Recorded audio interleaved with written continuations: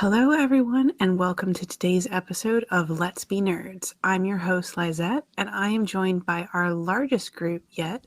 So we currently have Stephen J, Gordon, Dillon, Bob, and Carmen with us. How's everyone doing today? Oh, I'm doing just dandy, Lizett. How are you doing? It's been a day, but it's all good. Yeah, it's been a day. I napped all day. Lucky you. Yeah, lucky. Doing good and happy to be here. Good. All right. Well, we have a multi-topic today, and we have a pretty good range of topics. So, Gordon, why don't you kick us off? Oh, yes. Let me. So I'm gonna be talking about Legos because I like Legos. I have too many Legos. I will always love Legos, no matter how old I am, because Legos are cool, and no one can convince me otherwise of this fact. I feel like if someone was trying to convince you otherwise, they would definitely be in the wrong. They'd take a burrito to the face. Yes. Yes, they would. Sorry, I'm using the Lego app or fucking website. Sorry, and every time for whatever reason, it's being stupid and won't let me exit out of a picture. But they released a new Lego kit as of recent, and it's the Lego Titanic. Oh, okay. With 9,090 pieces in its construction. Is either first or second to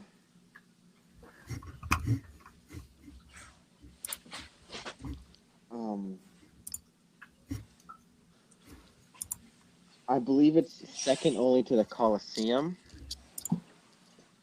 which I'm trying to find the amount of pieces. I am woefully underprepared for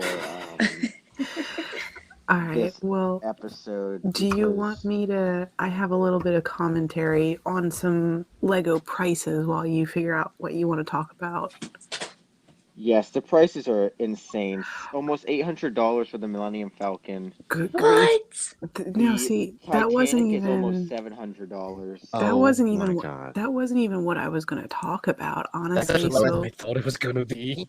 Yeah, so what I was going to talk about with the prices. My sister and I were at Walmart earlier today, and they gave us their flyer for Black Friday sales, and I was just flipping through it, and I saw their current castle set that's running for, I don't know if it's the sale price or if it's the regular price, running for $100.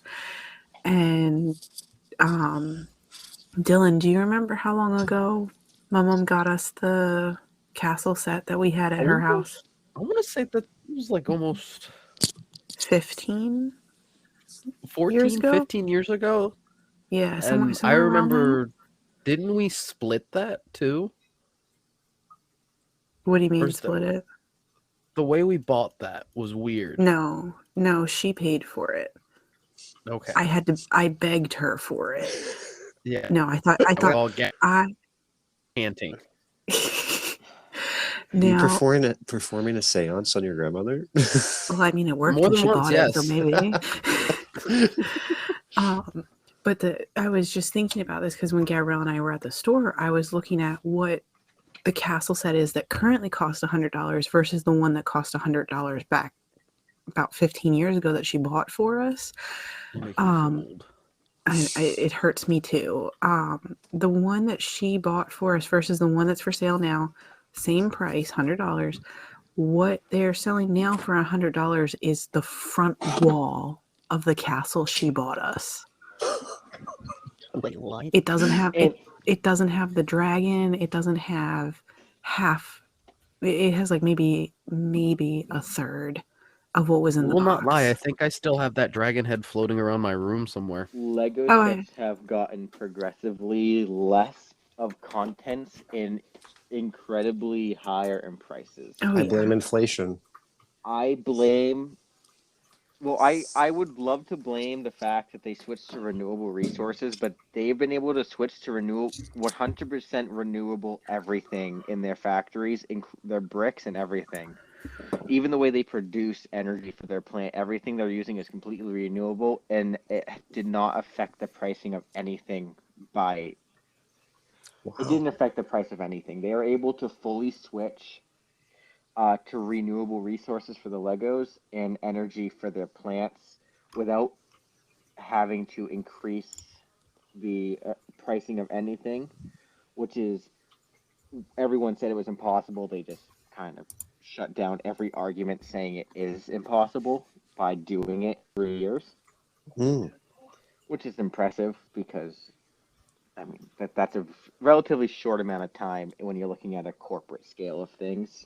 absolutely. That's impressive. Well, And I probably no, go ahead since we're on the topic. I feel like I feel like what's also inflated a lot of the Lego prices and also brought down the amount you get is collectors. Collectors and As a company, they're looking at somebody going and buying all of these sets and going, if I split them, you get more money out of it. And you'll have those people who look at it and think, oh, I could resell this years down the road. I know so many people who do that. And the problem is it works. It works. and also they've been Because selling it a just lot more. inflates.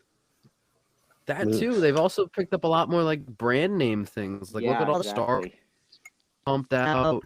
You just mentioned the I was just Millennium looking at- Falcon. I should There's say the Millennium a- Falcon said that's almost $800, which is a bit more expensive than when I last looked at it. Is the one that is almost 3 feet by 2.5 feet. Oh, yeah. Yeah. That's the jumbo sized one, not the small just one like- that I have on my shelving right next to me. It's just like the big Death one. Star they released. That was massive. Mhm. That thing was stupidly expensive as well. You can't even buy that anymore, I don't think. You can keep your cryptocurrencies and your Bitcoin. I'm investing in Lego. Shiba. So the Titanic coming in at $629.99 is 9,090 pieces, and as of just not even a year since its release, the Coliseum, which is an exclusive, which has not sold out yet, is only 9,036 pieces. This was known around this time last year. It was officially the world's largest official Lego set ever created, and then not even a year later, they come out with one that's even bigger.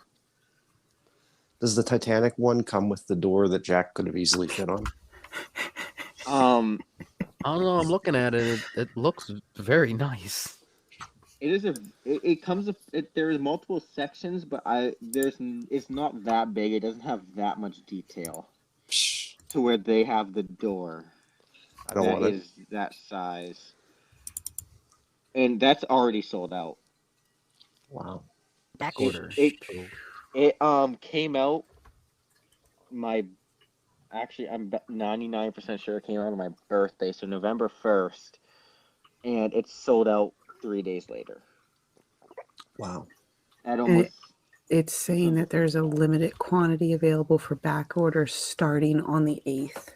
So you're not even allowed to try and place a hold on it when it'll come back in stock until 5 days from now.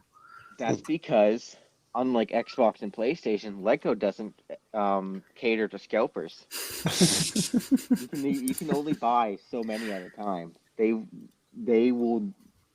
take away the power from those bots and scalpers so that you cannot be cheated out of in a Lego set. I can't say that much. They have that down. So I have to ask, I mean, I was a Lincoln Log family, so I was never really big into the Legos. Bob, Carmen, were Legos a big part of your childhood? And with little man, Is Legos part of his set of toys? It should be. I agree. So Bobby was saying with Shane, he has Legos, but he's not really quite wanting to build anything with them yet. And that might be part of like the autism he has. He does other fun games with his Legos. Like he turns them into traffic lights and and he learns his colors. And he kind of stims with them, but that's his thing. And he likes blocks and he likes like the straight lines. So it kind of helps feed in with his autism and help him learn other things. That's awesome. Yeah. Mhm. And Legos was definitely a big part of my childhood. Back in the mid 90s, the sets were becoming popular. At that time, the Robin Hood name was very big, so I had a bunch of those. Star Wars was just coming online too. And I used to have my whole room set up with different Lego sets after I'd built them. Maybe I'm the weirdo. Like, I never built sets with Legos. I would like build my own things. Like, I would make like a Barbie swimming pool with Legos. I would always build the sets and then about a week later destroy the sets and start making something just random. Right. Yeah. I just kind of did my own thing with whatever was, I don't know. I built things that weren't sets. Maybe I'm weird. No, No, not I'm weird. with you on that one. There's a whole I'm pretty sure if I'm correct, you can on the Lego app, or at least not the Lego app. I have an app. It's called Brickit, where you can scan. This is the best app for anyone who is into Legos. You can scan every single Lego piece you have, and it'll catalog every single piece just by scanning them and show you everything you can build with them, and then you can make your own designs within the app and make Oh. little like packets for just be able to make little like your own designs. And then I'm pretty sure through the Lego website you're then able to upload these designs and possibly get it accepted as a Lego set. Okay. There is you're as long as you're able to show step by step with pictures how to build your set, you can share it to Lego, and then there's a chance that that becomes an official set. I just forget the exact process of how to do that. Do you get royalties if it does? I'm not sure. I read it like I would hope. I would think. I would hope so, but I read it when I was going through other things, so I'm unsure if you were actually able to. Hey, you never know. But it's great that a company like that opens it up to its patrons and to help be part of the creative processes.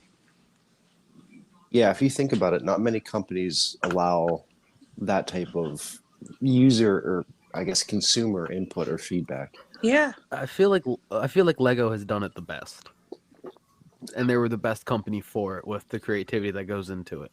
Mm-hmm.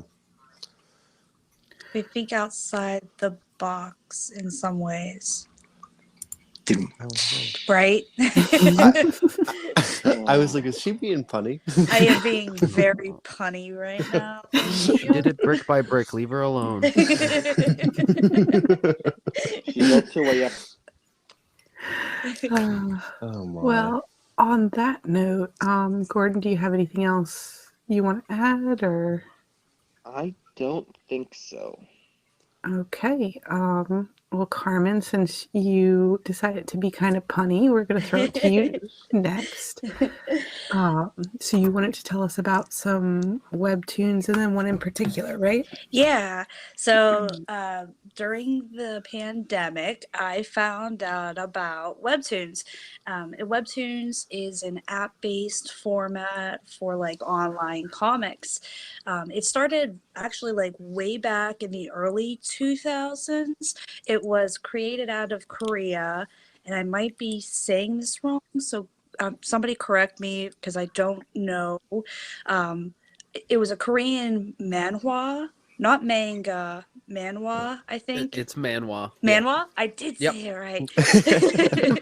It was made in Korea, the Korean manhwa format, and it became very, very popular in Korea. It kind of started in the early 2000s, and then it really started gaining traction in like the 20 teens when it became an app-based program as well as being online, like with the websites.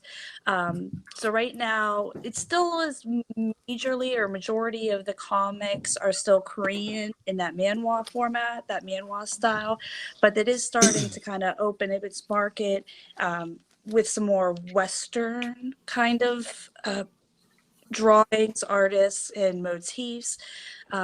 It's said online, and just kind of reading it from one of these articles called bleedingcool.com. It says that 78% of the users who use WebToons are app-based. So they're reading it on their cell phone or their tablet. And instead of being like a typical comic where you would have it kind of go from left to right, these are read as you're scrolling a page. So they go up and down. And it kind of just makes sense if people are on their cell phones, you're reading the comics, you're kind of scrolling and browsing and you're reading things, and it flows kind of seamlessly where one panel just kind of goes into the next, goes into the next. There's no real lines, so to speak. And so the one that I was going to talk about is one of my favorites that I found during the pandemic that I'm obsessed with. It's a webtoon called Lore Olympus. It's written by Rachel Smythe. She's based out of New Zealand. Her style, it kind of feels like watercolors. It's very unique. It doesn't feel like I'm reading a comic, like I'm just looking at an animation, but her colors are so beautiful, and it just kind of feels like I'm looking at a painting. The story itself, Lore Olympus, kind of like the name implies, is about Greek mythology, which is something else I'm a nerd about. But it's a creative. I'm sorry. And tattooed about. Sorry, I had to And throw. tattooed about. I actually have the main theme of this myth, or this story, is a creative retelling of the myth of Hades and Persephone, and I have Hades and Persephone tattooed on my arm. I want to see that. 180 episodes? Holy hell. So yeah, so she's on season 2. She's said online in some articles that I've read that she anticipates and plans having 3 seasons of this comic. So they're still on season 2, plus there will be a whole entire 3rd season to come out. And some other good news, kind of like hype around this, is Netflix announced they're going to try to pick up and turn the series into an animation. So there will be an animated series on Netflix sometimes in the future. That's wild.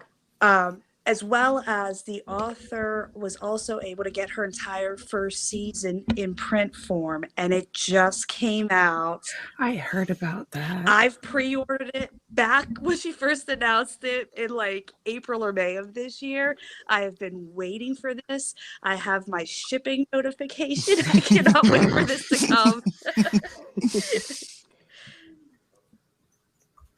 So I'm sorry that I kind of don't have too much information because I don't want to spoil it. So I have more That's why I information on can't the say app. anything, because I'm fully caught up on it. right.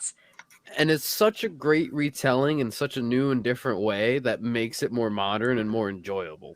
It definitely is. It's one of those things where, like, I know Greek mythology. I can't say I know everything about Greek mythology, but what I know about Greek mythology is the myth of Hades and Persephone, like as told in any history class or any other like mythology class, is it always makes Persephone out to be like this damsel in distress, and like this thing happens to her, and it's this woe is me. And it's Hades' fault.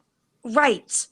And I thought to myself, of all of the couples that are in the Olympian lore, Hades and Persephone historically are the only couple that were faithful to one another. You know, Zeus had multiple affairs, Hera had affairs. Most of the Greek gods and goddesses are pretty much known for being very That's how you floozy. explain Greek mythology. Right. I would say horn dogs. is a That's good exactly term. it. That's exactly it. Pretty much. They're just They're like, I got they're nothing just- better to do. right. But Hades and Persephone don't. They're the only couple that once they're together, they remain together and they're faithful to one another. So that kind of tells me is their relationship is something special. It can't just be that he took her, kidnapped her. There's something else to it. So why couldn't they have been committed to one another? Why couldn't they love each other? And why couldn't their relationship have been consensual? So that's kind of the theme I get from her comic. Her retelling is that it's very much a respectful relationship where they both respect each other. It was a mutual kind of attraction towards one another. And while there are themes throughout like all of the different stories, you know, that touch on kind of tricky subjects, I feel that she does it like very tastefully, very sensitively. It's done you in know, a mature way. very much so. You know, it's a young adult kind of theme. It's a PG-13 rating, so it's not. And there are some things on WebToons that can have that R rating, so it can get kind of into the adult section of manhwa in a sense. This is PG-13, so it's got a little bit of a younger demographic, so to speak. So it wants to talk on topics like, you know, depression, anxiety, abuse, assault, but it does so, like you said, very maturely, respectfully. A little bit more approachable. Yeah, Yes. very much approachable. You've got me really intrigued because I definitely. I've been meaning to tell you about it, Lizett. I just keep forgetting. There's oh, go ahead. No, I was gonna say I keep seeing stuff for it, and I'm like, I really wanted to look into it. The art style throws me off a little bit though, because it's so different from anything I've seen before. I love it. But I just pulled up the first episode, and I'm scrolling through it right now as you're talking about it. So I'm definitely gonna have to look into this. This might be what I do tomorrow before I go to work. I have to say I'm interested too, and on YouTube and on Instagram, the WebToon app is being consistently suggested to me. And I've, it's one of those things where I hate to admit it, but maybe the Instagram ads and all the, cyber overreach is correct. Maybe this is something that I need to get behind. But I definitely 4.1 million subscribers, can't be wrong. Holy cow. It is according to what I just looked on Wikipedia, it says Lord Olympus is the most popular webtoon on its platform. Boom. Okay. It is number one for top series looking at it right now. There you go. It is Yeah. ranked with 44 million hearts.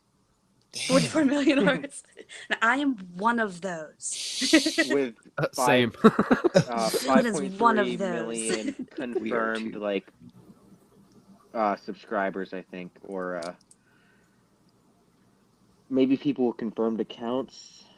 Yeah. I'm not sure. That's still impressive. And the series only came out in 2018. So it's very new. It's very recent. Anybody can jump in. And the great thing about WebToons is it's a free app. You don't pay anything. There's no subscription. So all of the episodes that have already been released, you can literally read through all of them to bring yourself back up to where the story currently is. And then WebToons also has it's kind of like a paid format, so to speak, where you could pay to jump ahead. So a pre-release. So I guess that's the right word. Dillon, how do you describe the coins where you? So basically, the coins allow you to not have to wait the week release. Oh. It's early access is what early Okay. access. There you go. 5 coins per episode. Yeah, and the coins aren't that expensive. I say No. that, but No, it's super affordable. I pay like the $5 to fill my Yeah. bank, and I have to do that like maybe once every couple of months. They have from 99 cents up to $100 to buy coins. Right. Yeah, and you can do that for any series. It's not just like limited to Lore Olympus. So if there's another series that you want to read, that you want to check out, and you want to skip the line, you want to jump ahead to that early access to some of the other episodes that haven't released yet for free, you can use those coins on any of the comics, any of the stories. It's interesting. I kind of like that idea of they would get my money. Like if I really got invested, that's a good marketing strategy that I would pay. And every Yeah, time I you do use it. the coins to pay, I do it all the time. It's a problem. I do it all the time. Yep. I did it for the series I was a part of all the time as well. Yeah. The coins also go towards supporting the creators and stuff like that. And that's another thing I like about Yes. WebToons is they really back their creators and really try to get at least everyone's story to the front.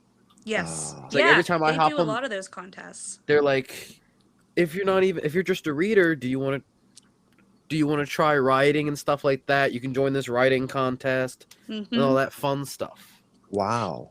And they do Or like they a different have, one like, every the- month. Yeah. Or the green light for like new series, like, hey, check out these, 5 new series and vote on your favorite. So it's drawing attention to their like up and coming creators. Yeah. YouTube, take a page from that book. Sorry, I said what I said. YouTube But- can't read, that's why it's videos. Right. I have to close this tab because I'm just sitting here reading it and I'm completely tuned out of our conversation. The story is so good. So And like it's- even if you think you know anything about Greek mythology, it's just such a unique take on it, putting There's it in always a a modern pleasant world. twist. Yes. Well, I'll tell you this: I am currently downloading the app, so you If got you're my vote. interested in any others, I have like 3 or 4 that I've subscribed to that I'm really into, but we can talk about that at another time. Wayne Family Adventures. That's the one that was fun. That was what was advertised to me on Instagram. I 'Cause enjoy probably that one 'cause a lot. I go through my Instagram Explore page, and it's a lot of like fan art because Yes. I love fan art, and so I wonder if maybe that's why they picked up on that. Okay, Probably. all right. You know what? WebToons, send Carmen and Dillon a check because you got to download and probably you're going to get some of my money. That's funny. Alrighty. Do we have anything else we want to add to this? Or I'm sorry, guys, I tuned out, so I don't know if there's anything else. You're reading the damn comic I book. was. Because it's good. It's too good. That's funny. If there's nothing else we want to add to that, Stephen, did you want to tell us a little bit about your topic before we go to an ad read? I do. And this is something that I'm going to be completely honest. I have been hounding everybody, like, get your multi-topic topic in so we can decide the order. I got off work tonight, and part of why I was running late is I was looking for my topic, and I came across this story, and I became enthralled. And I think that this really speaks to a lot of us as individuals and how we go through life. And it also speaks to, I think, the goal of this podcast. So, yes, I spent 15 minutes after my shift reading the story and trying not to tear up. So here at Let's Be Nerds, our main thing is to make the term nerd and the appreciations of fandoms like unstigmatized, and to really celebrate anybody. Like, for example, Gordon, I've known you for how long, and I never knew you were into Legos, and I think that's awesome. Like, stuff like that is what we try to do with this show. And when I read this story, it kind of made me disheartened because I sometimes wonder, are we fighting like a non-existent problem? Like, are we making this like making a bigger deal out of it than it really is? But then I read about little Evan Struckman, and this went viral on Facebook. This was covered by comicbook.com, and Newsmax did a segment on him. So I don't know if you guys are up on this, but at the time of recording, we're right off of the heels of Halloween. Jill, Evan's mother, took to Facebook, and it's actually really disheartening because if you go on her page right now, you see the timeline of events. Her handle on Instagram, mind you, I'm going to be shamelessly plugging everybody involved in this story, so bear with me. But if you go on Facebook, her handle is Jill Struckman. And if you scroll through, you see how the day started out.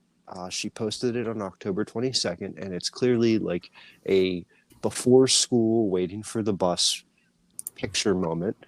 And little Evan is dressed up like Tony Stark out of the Iron Man costume. So if everybody, and we're going to try to add these to the video and just drop them as inserts. So those of you listening, if you're listening on an audio only format, this might be a time to jump over to YouTube so you can see these. Everybody has access to the admin chat, right? So I'm going to send them in there. So these are the before school photos. Little man looks like Tony Stark. And I want you guys' feedback before I continue. But check out this costume, right? That's awesome.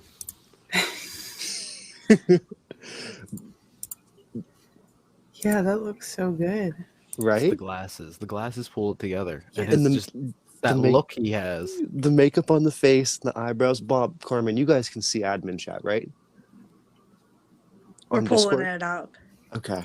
So I should have warned you that you'd have to have references.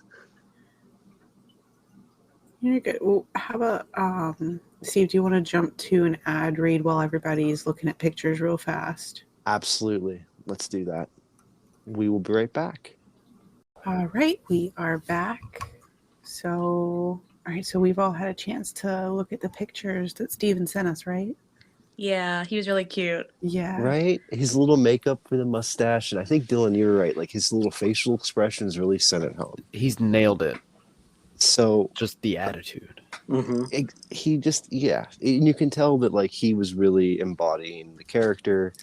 And so to give a little bit of backstory on Evan, his mother explained in the interviews after this situation, there's photos, and she's released them, of him taking his yearbook photos or school picture day. He shows up in a suit. He'll show up in a tux. Like, this kid clearly has a lot of personality, and he's not really afraid to,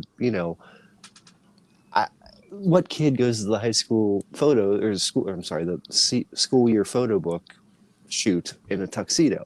Or Well, wants to. Yeah, and you'd think that he would have, like, anxiety, or the kid's going to make fun of him, but he never did. Like, he was always just very much an individual.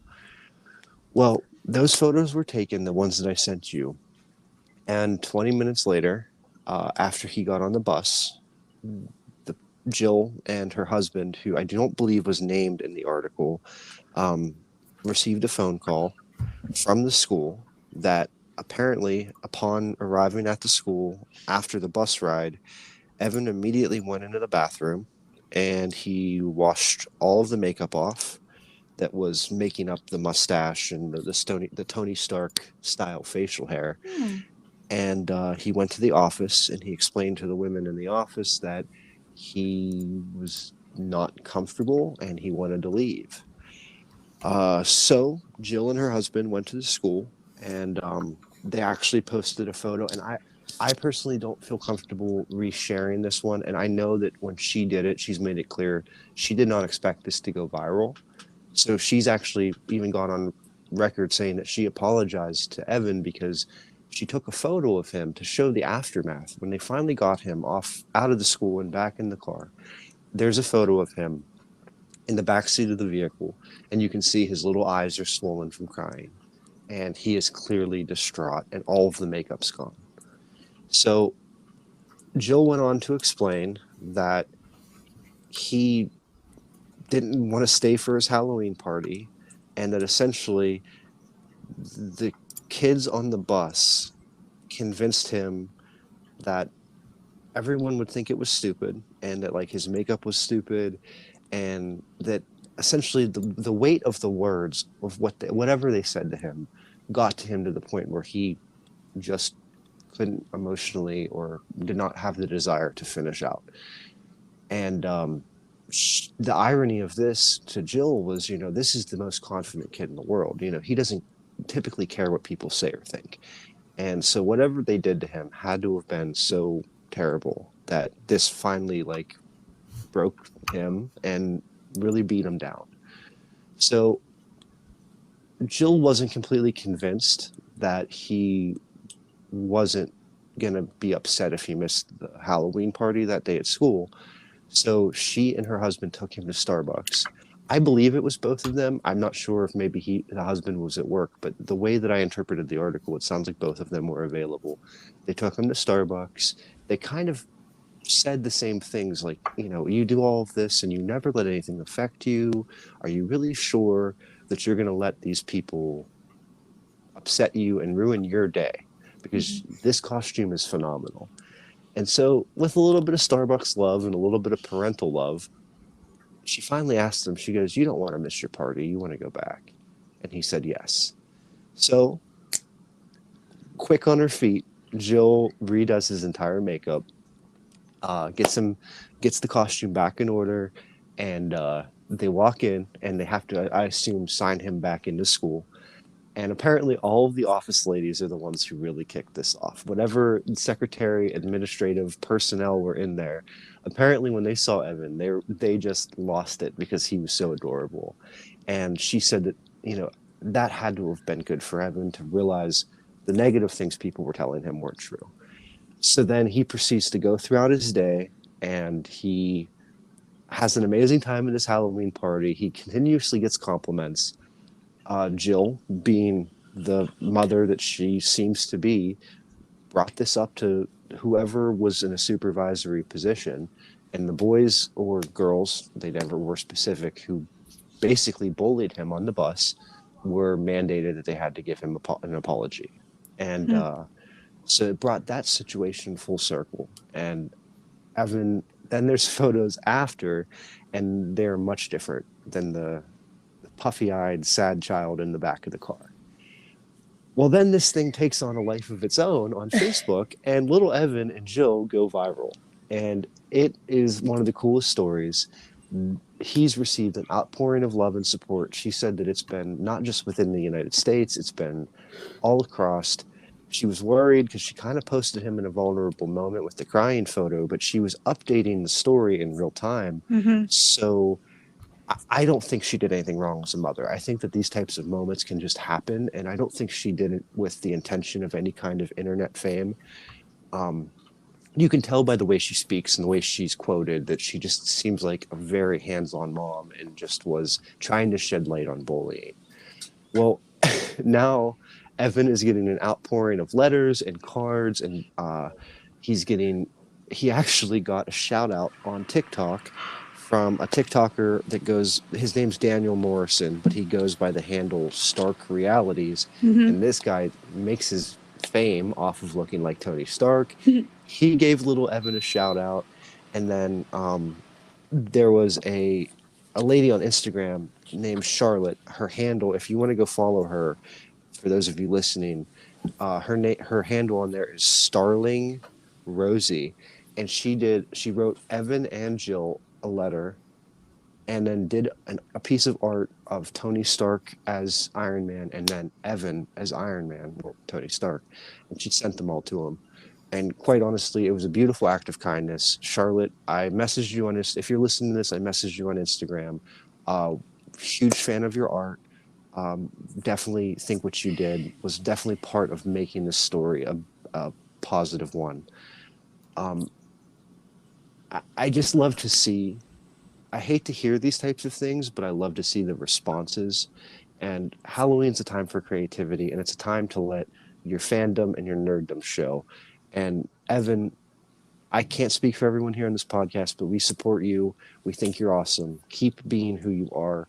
You're an example of why we're trying to do this show. And I will die on this hill. Don't shame somebody for something that they love. Right. Sorry. Well said, buddy. What do you guys think? I mean, you guys saw the costume. I'm not crazy here. Like, little Evan killed it. He's going to be a professional cosplayer someday. And I know exactly what you're talking about. I didn't know the story actually behind it, but I remembered seeing on my news feed the sad picture, and I didn't read the story. I just immediately saw the sad picture. I knew something bad had happened, and I couldn't emotionally prepare myself to read something sad about another child. And I could see in the words like things pulled out like bullying, and I was like, I can't do this. So I didn't read the story. I had no idea that this was the story, but I know the picture you're talking about, and that picture is heartbreaking. I don't think, like you said, like it wasn't for attention. It's just like, this is a mom who's just like heart is breaking for her son because he was so passionate about something and cared about something and was really excited about something, and it literally tore him down, and nobody wants to see that for their kid. Nope. Definitely not. So I'm happy to hear the positive ending and that there's a positive outcome out of this, because that picture was really sad, and he was a really amazing Tony Stark. I'm just going to say, he's fantastic. He would be a Comic-Con sensation. He would no doubt. absolutely be a Comic-Con sensation. If I saw that little dude running around anywhere with that getup or any like thing that is even remotely that well done, I'm going to be fawning over it. I'm going to be thinking it's the coolest thing. I want my picture with him. Yeah, but I know. He should have a Right. Sign panel my at jacket. Comic-Con. Yeah, have him sign my jacket. I love it. And just real quick, Jill has opened up a PO box if anybody, and I will be purchasing a card on behalf of Let's Be Nerds to send to little Evan without like all of our kind wishes. But if you would like to send little Evan a Halloween card or anything, any artwork, their PO box that they opened is PO Box 362, Cottleville, COTTLEVILLE, Maryland 63338. Was it Maryland or was it? Hang on, I thought I read Montana. Oh, fact check me. I thought I could have been wrong. I thought I said Maryland. And let me pull it back up. I don't know. As somebody with nieces and nephews, as just a human on this planet, I'm just a human who is doing something he loves. He's being his authentic self. And there's nothing more that you can ask for somebody than to be their authentic self. And if that makes you happy, then be you. And just to see their creative drive at such a young age to put in the effort to dress like that and present yourself in such a way is awesome to see. Missouri. Oh my gosh. Okay, that is Cottleville, Missouri. That area code for around here didn't look right either. I was like, Well, I don't know. The state Would have been code great. The state code was MO, and I always read that as Montana, but Montana's MT. So Yes.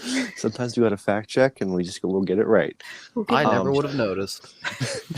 Well, definitely, if anybody listening wants to send him a card or a letter of support, that's great. We want to shout out Charlotte that did the amazing artwork for him. I know that really helped him in essentially like just really brightened his day. Again, I gave her handle Starling Rosie. Charlotte, I love your artwork, and yeah, followed you on Instagram. all right. Sorry, I just happy to sad. I love stories like that, or sad to happy. No, that's great. It's a good Yeah. ending. Absolutely. It's a very good ending for something that could have been very, sad and Depressing. traumatic. Yeah. All right. Well, if nobody has anything else to add to that, Dillon, you were going to talk about one of our favorite video games. I love it so much. It's on my arm permanently. Yes. I just really excited to talk about Legend of Zelda Majora's Mask and the kind of themes in the game that you really don't notice as a kid until you grow up and you look at it from a different viewpoint and you've experienced more things. Because I always found the underlying theme to Majora's Mask is the stages of grief and losing someone. So the whole start of the game is the end of Ocarina of Time. Navi leaves Link, his best friend, someone that has been to his side since the first opening of that game. And the entirety of Ocarina of Time is him pretty much experiencing life-changing events trying to find someone and then getting over their loss. And it's brought up multiple times in the game. Every time you get a new mask, if anyone knows anything about the game, you get a bunch of different masks from characters that form into a character. And using the masks and completing the stories, you end up fulfilling the person who the mask was made from. You end up fulfilling their final wishes before they passed away and stuff like that. Filling in their role, letting people finish their own stories with someone that is no longer there and has no chance to finish it. And I always just found that to be like a very powerful message to me, especially as I got older and stuff like that, and things happen. Lots of things happen. No, that's deep. Yeah. Mm-hmm. From a video game you play as a kid and you still play as an adult and you just learn more, I always just love that from this game. Yeah, because it definitely feels like every time you go back and play it, there's another element of the story that'll stand out to you in a way that you're like, oh, I kind of needed that right now. Mm-hmm. I've noticed that a lot myself. And then if we look at the main villain, Skull Kid, in all actuality, he's far from a villain. He's a child. He's a good example of someone that never had anything, was about to lose what little bit he had, and was given a choice to keep it, and then he kind of just ran wild with it. And let the joke go too far. That's all it was for him the entire time. It was a game. Yeah, because if I'm not mistaken, at the end of that game, you also, like, once you defeat him in that final boss battle, he's not actually gone. Like, you just kind of set him back to how he was before he was put under the influence of Majora's Mask itself. You broke the spell of Majora's Mask. Yeah. You broke the spell of someone who was corrupting a child or someone who didn't know better. Yeah, someone who was dealing with abandonment and lost themselves, who fell under this influence. Actually feels very relevant with some stuff going on. So that sounds really deep. I never even caught that or picked up on that. A lot of people don't, and that's the beauty of sharing it with people. Yeah. And then there's so much more you can go into with it. Like, so the whole stone temple, the stone tower temple in the game is actually a, I didn't realize this until I was doing more research. It's actually a reflection of the Tower of Babel. It was built by the Temerians, or however you say that. I probably said that really wrong. Sumerians? Temerian? No, I'm talking about in the game, not the not the actual Babel, but the stone tower temple was built so they could defeat Hyrule. It was supposed to connect them to Hyrule. So they could show the Terminians. Terminians, that's how you say it. I was close enough.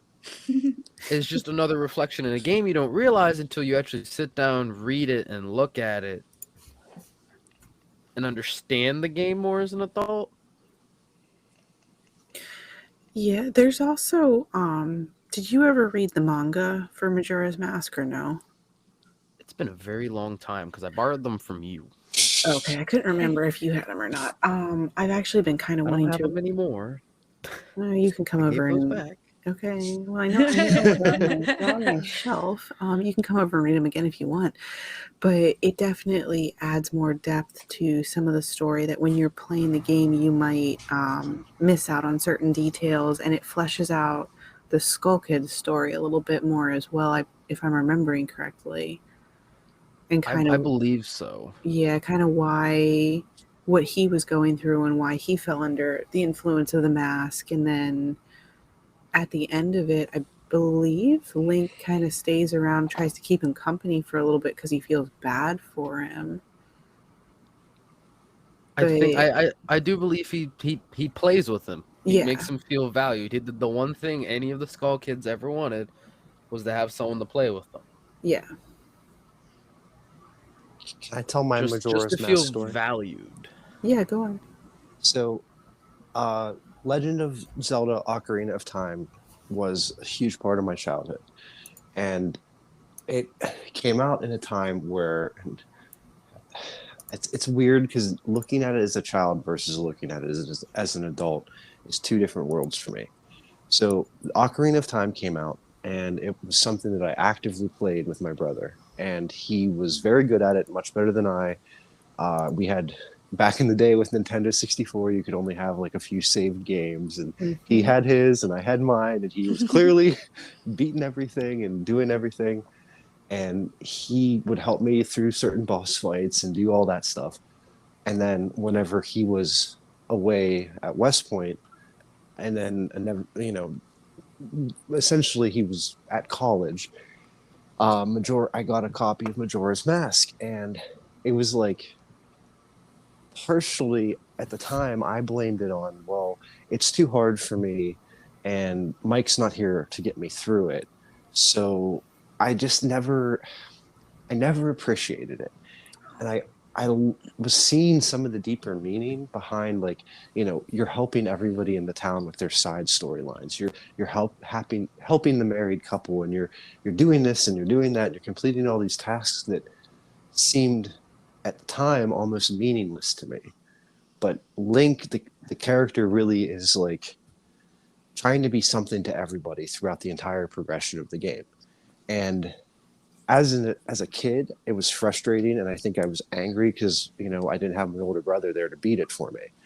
But as looking at it as an adult, I've gone back through, and one video on YouTube that I really want to highlight, it's a creator by the name of Nexpo, Nexpo. He did a video on Majora's Masks and deeper meanings and what you can take away from it, and I really recommend it because I was watching it, and I'm not gonna lie, I got like a little bit freaked out at some of the darker undertones, but like I realized that my problem with this game was more that it was like a reflection of real life that I was like disassociating from, if that makes sense.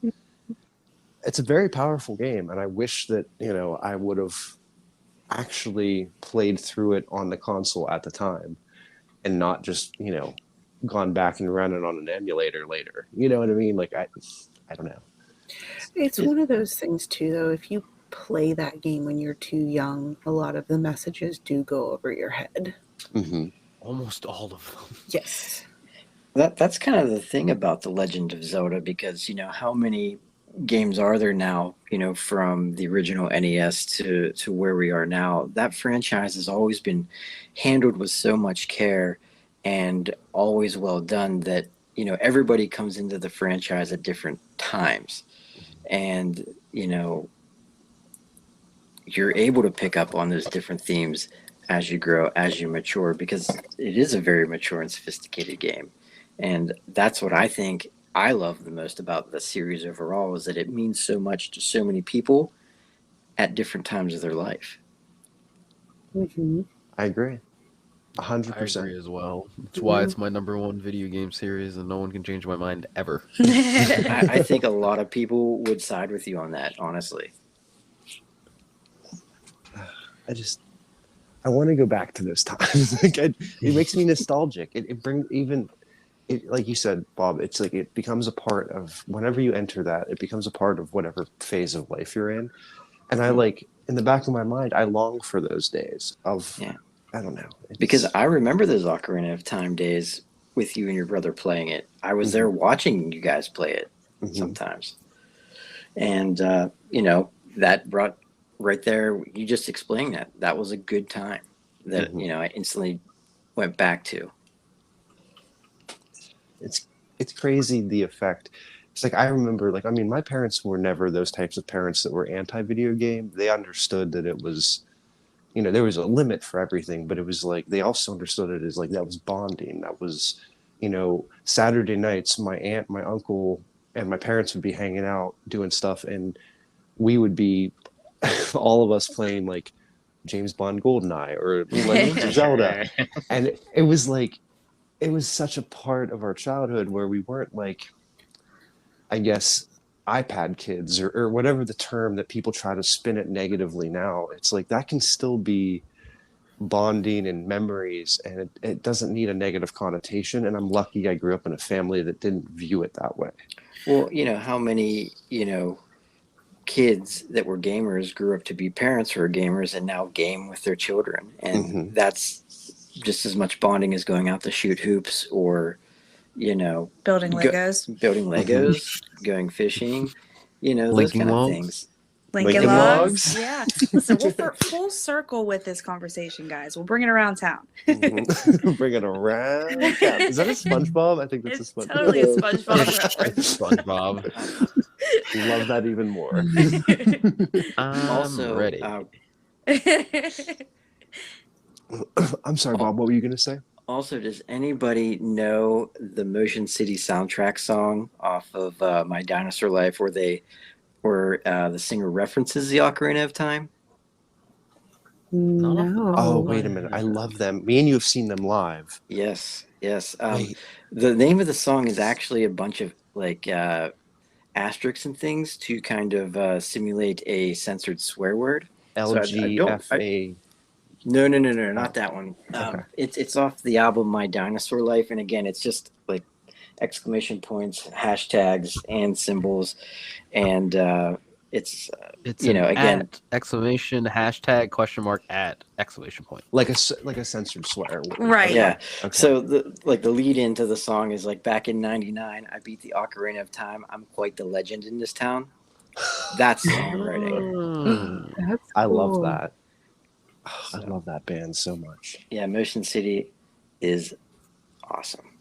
That was like, and even that, like, that was my whole like junior, sophomore, senior year. That was everything. That was such a good time. You know, I never played Legend of Zelda myself. I always watched people play it. That's kind of But like. now you kind of want to play it. Well, now I kind of want to play, but the thing that I'm like picking up on you guys talking about is just like an outsider kind of looking in is like you talking about how, you know, all those things that you thought were quote unquote side quests, and how you're like, what's this do? What's this like? What's the point of doing this? Where does this go with my story?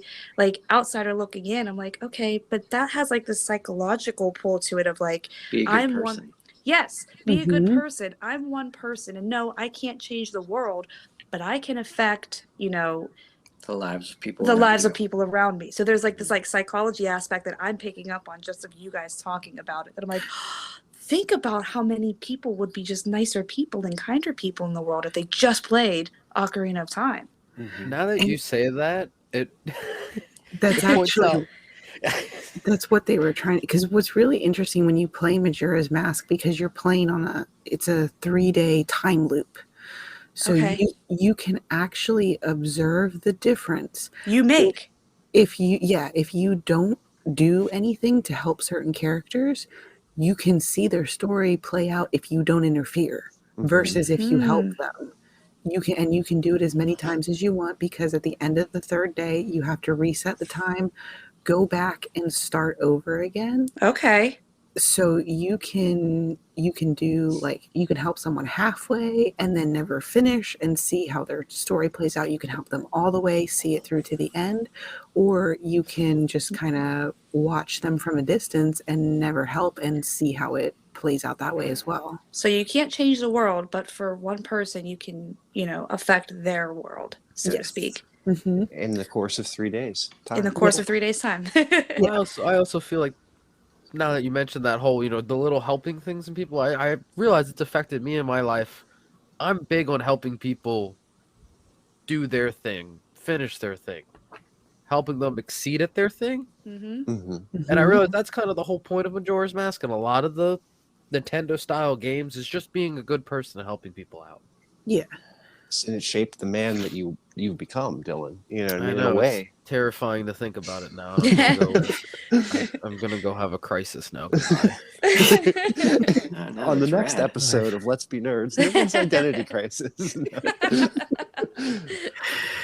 But we also, Dillon, you and I and a lot of our cousins grew up playing those games with our grandmother. Watching our grandmother play the game. That's Our grandmother. hilarious. That's my point. You know what I mean? It's such a legacy of a franchise.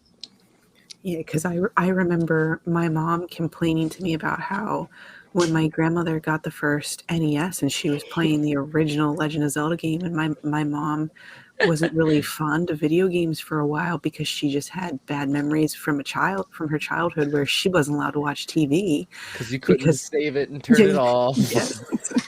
So they weren't allowed, if they so much as breathed on my grandmother's video game systems, they got in trouble. So The for the tables have turned. for like the longest time, my mom was just like, she would let us play, but she wasn't very fond of them. And it took until like Animal Crossing came out and she started playing that. And she She was liked Harvest Moon. she did like Harvest Moon, but she didn't play it. She watched us play it. Animal Crossing, and she would play Mario Kart and Mario Party with us. But the main one that she would play by herself was Animal Crossing. Yeah. And God help you if you messed up her island.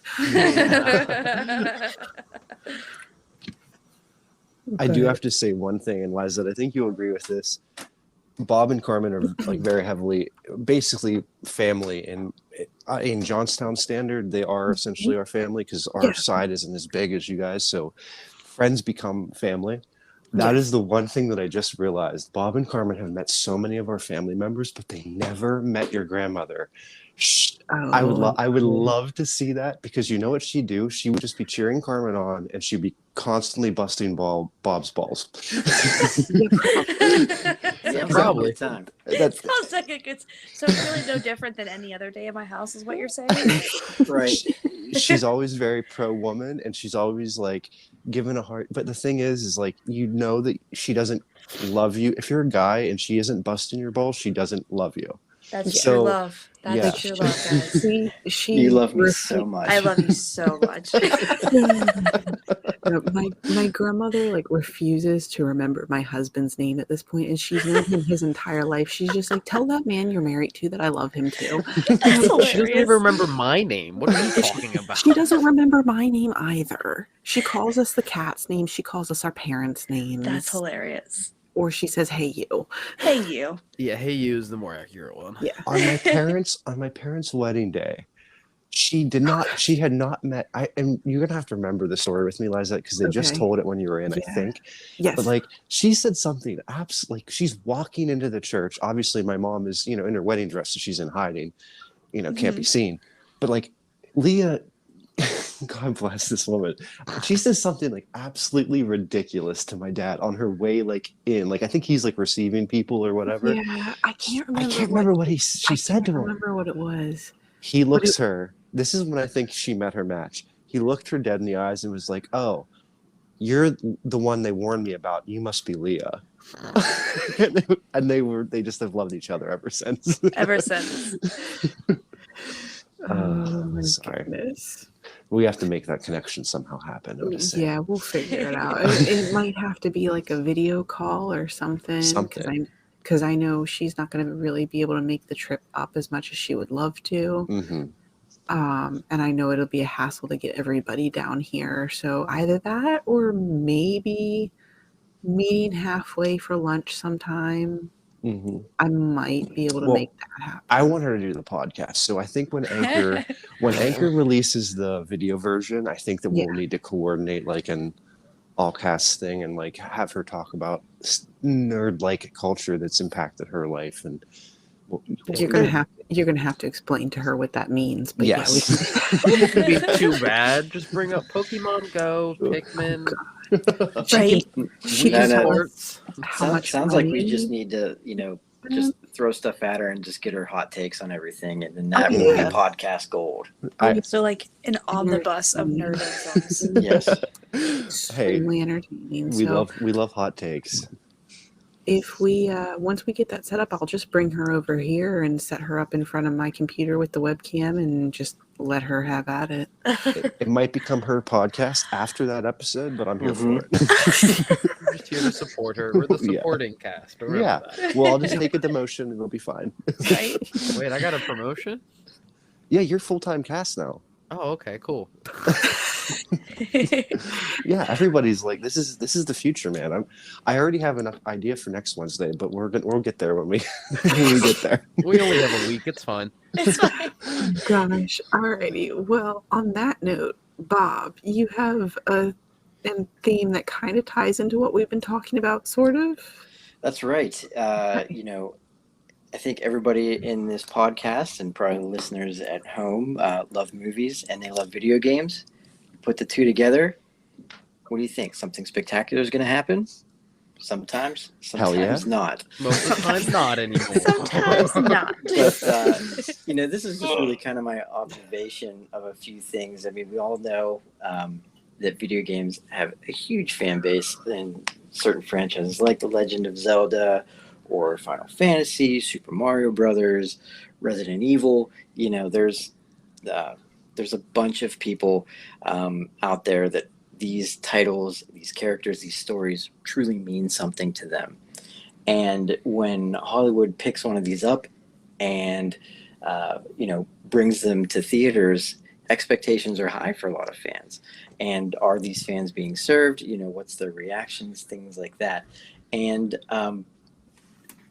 video game movies have kind of had a dotted past, and they're also relatively recent. But before I get into that, what really sparked this idea is there's a couple of movies and a television show coming out in the near future that really got my attention. The first one is coming this November 24th, Resident Evil Welcome to Raccoon City. Now, if you've seen the Resident Evil movies with Mia Jovovich, you know it's loosely based around the video game, but doesn't necessarily capture the spirit, right? It doesn't represent it the same way. Right. Right. Has anyone seen the trailer for this? No, I didn't even know this was coming out, and you piqued my interest. I did. It came up on a YouTube ad, and I got to watch it through YouTube. So for those that haven't seen it, it will bring you right back to 1995 or whenever you first played that game. And, it opens up, the mansion's there. The first scene where the STARS team, happens upon their first zombie. It's all there, and it gives you all the feels. And I have high expectations as a player of that game. That it is going to capture the spirit of the original game and maybe even send the franchise in a different direction, a true reboot of the franchise. Yeah, there was a part in the trailer that you showed me, the thing coming down from the ceiling that literally skyrocketed me back to watching my cousins. Oh man, if you haven't seen the trailer, do it. Yeah. I'm looking at photos of it right now because you piqued my interest, and oh wow, I actually really like the cast they have for this. Yeah, it looks great. It truly does, and it will definitely be something that we'll be going to see in the theaters, I'm sure. Yeah. The next up I have is for the PlayStation original Uncharted. That's coming out in February of next year. Isn't it my boy Tom Holland? Excited. Yeah. Tom Holland and Mark Wahlberg sharing the screen. And if anyone has seen this trailer, again, I feel like it's very true to the source material. They recreate, some pretty amazing scenes. Oh yeah. The cargo plane scene? Yeah. Yes. Excellent. So, again, I feel like this is going to be really well done just based on the strength of the trailer alone. And the actors. And the actors. Tom Holland, very cool. Mark Wahlberg, very cool as well. I haven't seen a bad Mark Wahlberg movie ever. Don't try to change my mind. I've only seen one. You basic white boys can keep your Ryan Reynolds. I raised you with Tom Holland. Also excited for the Spider-Man No Way Home. I've seen so many leaks and spoilers for that. I just want them to do the next trailer for it and just let me watch it. Right. We could probably have our own episode about. You could have 3 episodes about that. I think the next trailer is supposed to be supposedly dropping either tomorrow or Friday with the Eternals. I've seen so many leaks for it that I feel like I've already seen the trailer, and I'm ready. Watched it on Reddit on somebody's recording of somebody else's phone. Oh no. It was horrible. That sounds like a headache. Yeah. Anyway. Next up, we got December of 2022. We have the animated Super Mario film, voiced by Chris Pratt. I believe Luigi is going to be Charlie Day. Mm-hmm. From Always Sunny, I believe. Yep, yes, that's right. And I'll get into this a little bit more because I'm going to touch on the original Super Mario Brothers movie very shortly. Love that movie. So you might be one of very few. I love that Hey, trash hey, can hey, fire so listen. much. Listen, It's well, so we'll get to bad, that. it's We'll good. get to that. Do it well. And then the last I want to touch on, because I think it's of note, is that HBO is going to be bringing out another PlayStation original, and they're making it a series, and that's The Last of Us. Yes, I heard about that. Yeah. And there's not a lot of information about it. It is in production now. They're up in Canada shooting it. It does star Pedro Pascal of Mandalorian fame, Oh my who we god. love. Yes. And he is going to be playing the male lead Joel. And they've shown a couple shots from the from shooting that really look like there's a lot of attention to detail to recreating some of these environments and scenes, and even expanding the universe even further. And if I know HBO, it's probably going to be very well done. So everyone, renew your HBO Go subscriptions and buckle Thanks, up, because this Lizett. looks good. Gordon, are we paid up? Every month. I never know. Lizett, are we paid up? Mine comes out of my account every month. What are you talking Wait, about? so Dillon I'm mooches still using HBO. yours. Dylan mooches HBO off of Lizett, and I mooch it off of Gordon. Is that what we just discovered? That's pretty Yes. much what I just heard. Although, to be fair, I mooch Netflix and Hulu off my dad, so there's that too. You use my Crunchyroll, I think. I don't know if you I actually mean, have. I but have it's I don't know. everything, including Crunchyroll, Funimation, Yeah, I haven't Gabrielle done might. Funimation YouTube yet. Premium, Amazon Prime, I HBO Max, pay- Netflix, Disney Plus, CW, Dropout, Hulu, Paramount Plus. Oh, what? I was wondering if Gordon had So- fallen asleep, so yeah. If any of you need want He's the, probably using one of his many streaming information. services at this moment. No, I'm playing a video game called Dead Cells, which is fucking amazing, and I recommend it for everyone. And I just went quiet because I lost an hour and a half run that I was doing really good on, and I am very upset at myself for losing. Well, tune into twitch.tv/Gordon. Yeah, no, I don't have one of those. Yet. Anyway, Yet. back to what Bob was saying. Let's regroup. So, video game movies, as I'd mentioned, kind of a rocky path. Did you guys know that the first video game adaptation for a movie was, in fact, Super Mario Brothers?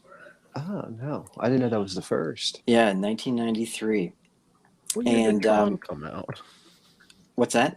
What year did Tron come out? I think 98. I think. I can That's Google that. hilarious. If my lovely wife could check that for us while I'm going through these. But what's sorry about interesting? What's interesting is that It says Tron was released in 82. Well, I stand corrected, but Sorry, I'm a nerd on this. I apologize. Do not apologize. no, it's all good, man. But most video game movies have received less than a 40% rating on Rotten Tomatoes or Metacritic. And, Super Mario Brothers, as of time of recording, has a 24% rating. And even back when it came out, it only did $38 million worldwide at the box office. And that's Super Mario Brothers. And it had been out for, the video game had been out for like 15 years at that point. And, Gordon, I personally liked that movie. I thought it was it took a lot of risks, honestly, because, again, now, as I stand corrected, it's one of the first video game movies. And they took these characters and this storyline and they put it into actually like a more darker dystopian realm, and gave like different perspectives on like those things. Like Yoshi, instead of being a dinosaur that you rode around, he was a basically busker who was turned into a Goomba and became a part of of King Koopa's force. But then after that, shortly thereafter, they came out with the Street Fighter movie, if anyone remembers that, with Jean-Claude Van Damme. I've never actually seen that. And I I'm disappointed. remember it vaguely. Well, Same. so Street Fighter followed Super Mario the very next year, and it didn't do very well at the box office either. It only pulled in 99 million and has a 13% Rotten Tomatoes rating, and it kind of just goes on. Mortal Kombat in the mid 90s did pick up a little bit, did bring in more at the box office, and then they did do a sequel that I guess tanked horribly. But it wasn't until the Resident Evil franchise that they made 6 movies. Those 6 movies brought in 1.23 billion, yes, billion dollars. Okay, Dr. Holy Evil. cow. I had And, no idea that was that successful. Yeah. I mean, none of them were very highly rated, but me being a fan of that video game, I still watched it, and I believe, as Dillon said, it's just a different presentation of that storyline, and then after so many movies, you become invested in it, and you're like, yeah, I'm going to see this one through. You're like, how does it end? Yeah, exactly. Yep. What do you mean there's a 7th? Now I have to watch this as well? The last one was called Final Chapter. I'm confused. I just hit my mic, sorry. And then it goes through the Tomb Raider with Angelina Jolie that brought in a lot of revenue between the 2 movies, and it had an average of 22% on Rotten Tomatoes. I like So those. very low ratings, right? Some people may like them, but largely there was not mass appeal. I like them better than the new one. The I newest one? haven't even watched the newest one because it's just something about it just made me angry. It's just the actress herself. It doesn't fit her for what they have her based off of for the newest video game. That might be what the problem was. She doesn't fit it. No. I don't know. I just remember going and watching the Angelina Jolie ones with my mom, and her and I both really liked them. And then I started playing the video games, and then I was like, oh, this isn't actually what this character is supposed to be like too much. But fond memories, still like the movies. Yeah. So, and again, I'm not bringing these stats and saying, see, these movies suck. That's not it at all. Like, again, I'm a big fan of the Super Mario Brothers movie. At the time, I was really into Street Fighter, so that movie was very cool for me.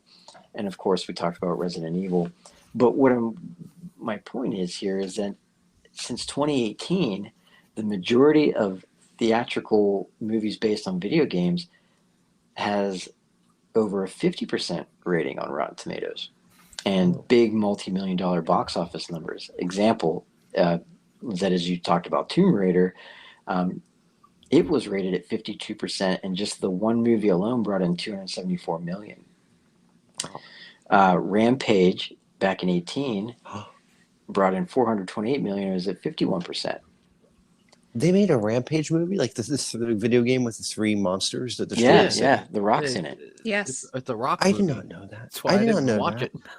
it. I love that game. I didn't know they made a movie about it. Yeah, I have not personally seen it, but it looks cool, and it's definitely something that, like, if I have the chance to, I definitely would watch it. Mm. And then 2019, pre-pandemic, Detective Pikachu, Fantastic movie. 68% on Rotten Tomatoes, $433 million worldwide box office. Wow. So, as you can see, it's really ramping up. Sonic the Hedgehog, back in 2020, even in the pandemic, 63%, $320 million. 320 million. Was that the one that Jim Carrey? That's right. Yeah. He played Dr. Robotnik. That's right. I love him in that. It's so good. I haven't seen it, but I heard it's vintage Jim Carrey. It is. Ah. And that's honestly probably what I liked about it more than it being a Sonic movie. It was Jim Carrey being Jim Carrey. So Sonic the Hedgehog is very interesting. So this movie had been in the works since right around the time of the first Super Mario Brothers movie. But Super Mario's did so bad, in theaters at the first run, the people over at Sega was like, hold on, maybe we shouldn't do this, and they kept holding it off and holding it off and holding it off. And then maybe like a couple years before this Sonic the Hedgehog came out, they leaked like an image of Sonic online, and I guess the internet just ripped it apart. And the studio ended up changing Sonic's appearance. So where I'm getting at with this is I feel like Hollywood is definitely moving the direction where they want to serve the fans, because not only is it going to they have that built-in base, but if the fans are happy and then they can make it approachable for people who don't play the video games, they have much more opportunity to make more sequels, merchandise. Or bring them over to the video games. Can I, Bobby, I'd like to interject a point with the Sonic thing, because I was a part of when that happened. Yeah. They went through and had to redo the entire film. That's what I thought. Because everyone said that the Sonic looked like an abomination, and that no one would watch it. Through and started the entire film, at least Sonic's animation from scratch, and had to go through and redo it all. So they had to redo that entire animation with him. The film was in post-production. It got paused for like a year and a half so they could reanimate him properly. Yeah. Wow. It was amazing. It was a big win for everyone. It was just a huge win for everyone involved that got them to change their mind. And it paid off, right? I mean, everybody likes the movie that's seen it. It's weird how that one actor's always kidnapping or ends up talking to the fake animated characters. He does fill that role in quite a bit. Like every movie I see when it comes to CGI characters, he's always the person who has to be crazy enough to talk to them. Wait, I gotta figure out who this is. Is it Brendan Fraser? Sorry, Lizett. I was just thinking. I can't remember who it is, and I'm honestly too lazy to look it up. And he's in what is it, Hop, that Easter movie with the rabbit. He kidnaps the Easter bunny. Who are you talking about? Now this is gonna kill me. In Sonic, he happens to be Sonic's partner, and then like in 3 or 4 other movies, I think he is just he is the actor I think of when I think of who's gonna be this CGI character's partner. It's is this actor. James Marsden. James Marsden. Oh, thank you. That was Cyclops from the X-Men series. Yeah. Yep. Oh, I forgot he did that. He is always like paired with the CGI characters, because for some reason it just works every time. Hey, multiple personality disorder, maybe. You never know. I'm not trying to diagnose somebody, but maybe he's easy to talk to animated things, Whatever works. It makes him money. Yep. So, Bob, to get back to what you're saying, so you're thinking based on the numbers, based on the Sonic situation, Hollywood is kind of appreciating the built-in script that comes with producing video game movies. Yes, I feel like it's definitely trending in that direction, instead of just loosely tying, these movies in with these Hollywood renditions. Like they're really, again, trying to capture the spirit. And, again, just going back to those 4 things I talked about that are coming out, they just look so well done. And whether you've played the games or not, I feel like it's going to captivate people. The only one I'm a little on the fence about is Super Mario, because I don't know. There's something about me that would like to see another live action Super Mario. I agree. But then I kind of feel like if it's going to be a show or a movie that's geared towards family, you're going to have a younger audience, so like a younger demographic. And I'm thinking from like the kids' perspective is that kids would be more engaged and more attentive to an animation. That's why they like cartoons for the most part. They can pay attention to them, the fast moving colors, fast moving objects. I think it makes sense to do it as an animation if you want to hit the younger generation. And then why wouldn't you want to hit the younger generation? Because who are their parents? Us. And we played that video game when we were their age. So we also watched that movie. Right, yeah, we also watched that movie. So like you're getting both ends of the spectrum. So you're going to hit a very large demographic of people that are going to like it for multitudes of reasons. if you do it as an animation style. And I hear you. I totally agree with you. You're not wrong on any of those points. And I will definitely be watching it when it comes out. Oh yeah. But I feel like I can reserve the right to be like a Last Jedi detractor and be like, "Wah, they didn't make a Super Mario Brothers movie just for me." Well, I also feel like them doing an animated route with it is He just their alienated way of half doing of our it fan base. safely. That's true too. Yeah, it's safer to go with an animated route. From a Well, production value, from the money Last they're going to Jedi put was into the it. best in series of the new movies. Changed my mind. I don't even want to start that conversation. we're not. Anyhow, That's another Okay, podcast. okay, Crowder, set up your table. Like, No, Well, again, my no. apologies to those who I may have offended blah. on air here and at home, but Bob Offended, it's fine. gets canceled after this episode. Oh, that's funny. That's why you don't bring up Star Wars. We do need to revisit the Star Wars. We have to do that because we've been putting it off and putting it off. We have to revisit because that was the whole thing that got this podcast started. I mean, you do have the Millennium Falcon as your logo for a reason, right? Right? Bring the EU back. Sorry. I kind of like how you're talking about, like, yeah, that video game movies, it feels like it's being taken more seriously. Like with the movies coming out, with the attention to detail with the story, like you were talking about, Steve, where you were saying, you know, like, yeah, there's a built-in storyline with the video game. Why wouldn't you just play up to the fact that you have a built-in storyline? You don't have to be creative. You don't have to retell it. People fell in love with the video game for that story for a reason. Let's just do it and do it right. and that's exactly it. You know, just the writing of these games, you know, are so good. It's on a movie level already. Right. In the game. There's so much production and value already put into the game. You might as well reuse that. Yep. Because that is what people want to see. And then they're just hire slowly Michael Bay learning to come that with do all the things. effects. And Or Holly, you James just Cameron. Boom, boom, pow. every time I think of him, I just associate it to that episode of South Park where he like raises the bar or lowers the bar or whatever. Fight me, Cameron. Ugh. That's so good. But yeah, you know, I just think it's a really good time to be a gamer and see these titles that are coming to the big screen. I feel like everybody's going to be satisfied. I was agree. excited for the new Monster Hunter movie, and then I saw the trailers for it and forgot it existed. Right on. I'm not sure. I'm not familiar with the Monster Hunter brand. It's a very basic theme, and they kind of destroyed it with the movie. Mm.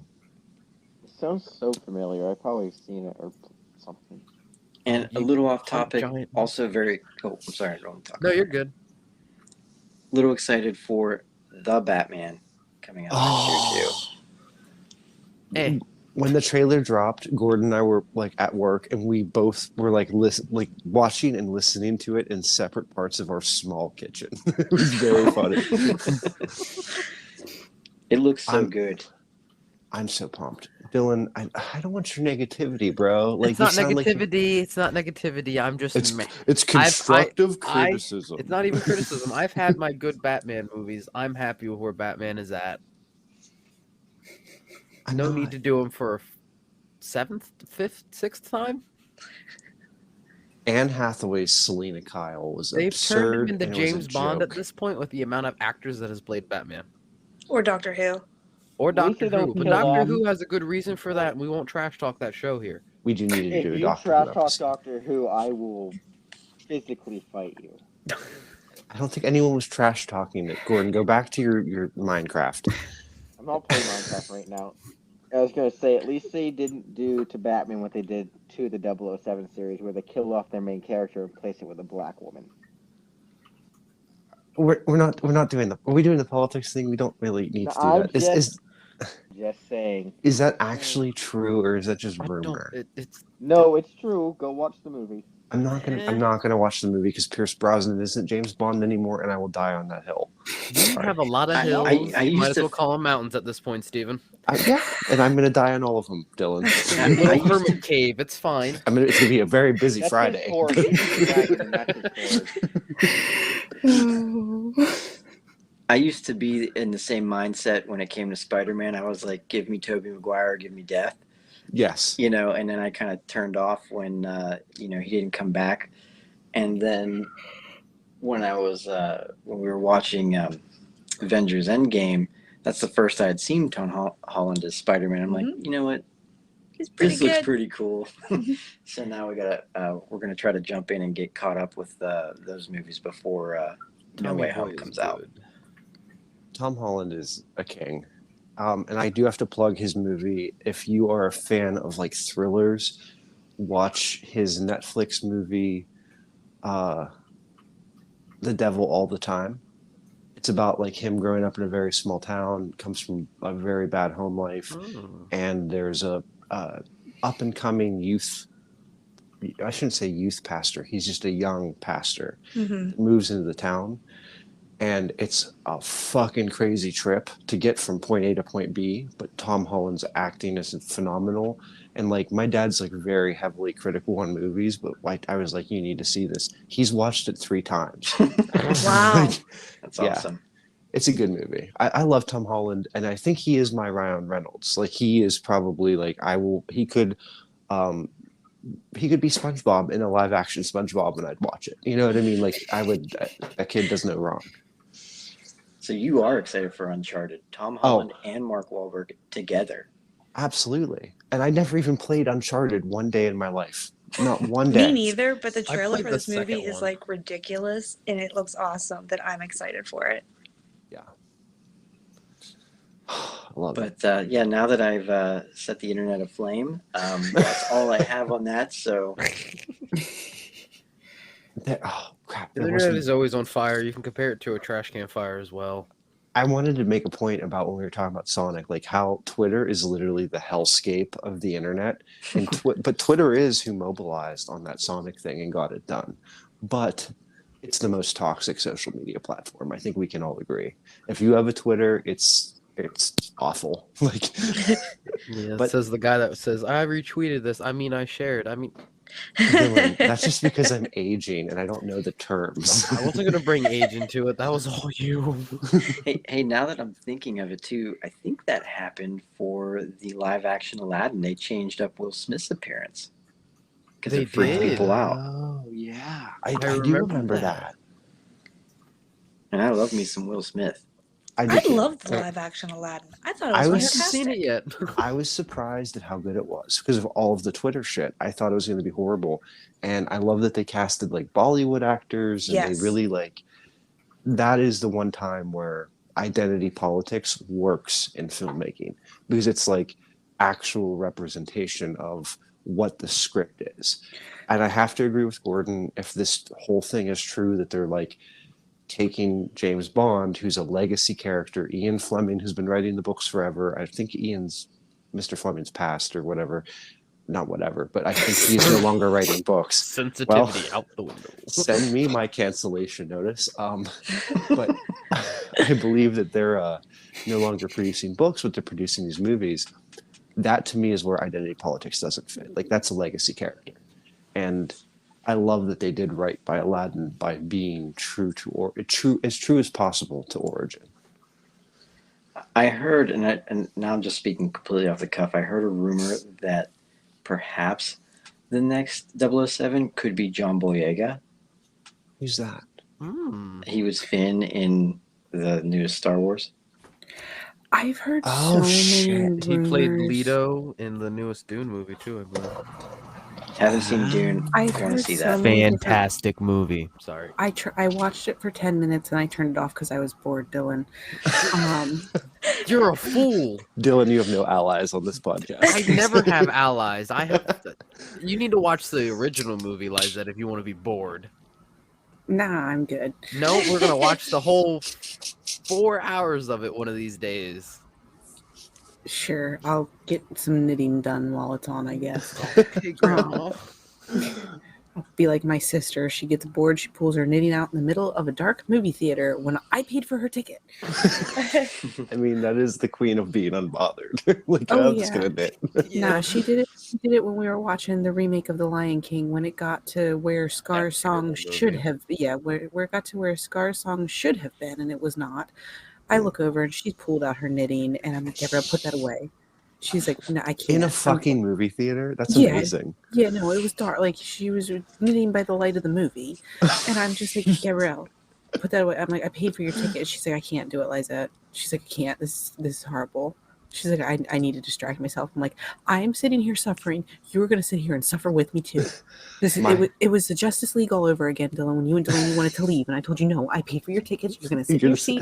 Did I in- want to leave during Justice League? Ass in chair. Ass in chair. That would not surprise me one bit because that was a terrible movie. Yeah, you and Delaney both were like 20 minutes in. You kept looking at me going, can we leave? Was that Justice League or was that Batman versus Superman? No, it was Justice they were both trash. No, exactly. It was Justice League. It was Justice League because I took the two of you, and the two of you started begging me 20 minutes in if we could leave, and I made you sit there because I paid for all of our tickets. Well, congratulations! I'm gonna buy a copy of Dune, and you're gonna have to suck it up.